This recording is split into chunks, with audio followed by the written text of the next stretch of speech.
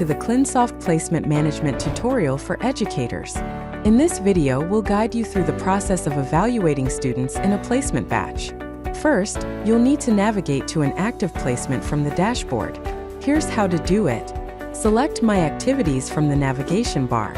On the My Activities page, click on the Placements tab. Under the Placements tab, select Active tab.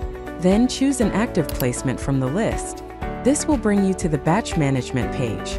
We have a detailed video on how to manage the Batch Management page. Please be sure to check it out. To evaluate a student's tasks, click on the Evaluate option in the Students tab. You will be directed to the Student's Assessment Evaluation page. You'll see the placement details at the top, including student names, dates, facility information, activity type and hours. If you click on the Roster button, you can view the dates and hours completed by a particular student. Below, you'll find the placement books, which contain sections and activities that the student must complete. Each section has items representing assessments or activities. Some sections are applicable to facility instructors, so open a section that is meant to be evaluated by the educator. To assess an assessment, click an assessment that is pending for marking. Select the outcome as satisfactory or not satisfactory. Fill in any other required fields. Once your marking is completed, you will need to sign using your uploaded signature to update the outcome. Sign and submit. As you work through your tasks, you'll notice different icons next to each item. A green check mark next to an item indicates that the student has completed it. If the check mark is accompanied by an S, it means you, as the educator, have marked it as satisfactory. If you see a red hourglass, it means the assessment is pending for marking.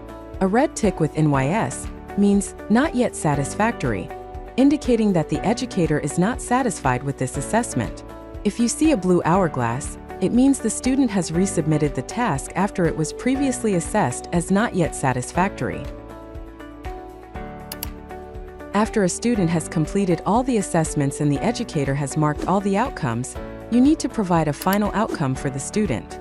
To do this, click on the Update Final Outcome option. A pop-up will appear where you can select the final outcome as satisfactory, not satisfactory, or pending completion. Add your comments, sign using your uploaded signature, and then click on Save. To allow students to download their results, use the Generate PDF option, which will enable them to download their assessment results. If you want to download a student's final assessment result yourself, click the Download button to save it as a PDF. To sync the outcome with Knowledge Hub, use the Sync Outcome with KH option. Use the Show Instruction Items option to display or hide instruction-related content, and use the Show PDF Only Items option to display or hide items like the signature log or attendance panel. Next, you will find the Form Submit History option.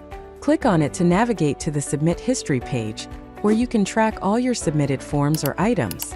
You can filter them by all, draft, or submitted, making it easy to review what you've saved and submitted, along with the submission dates.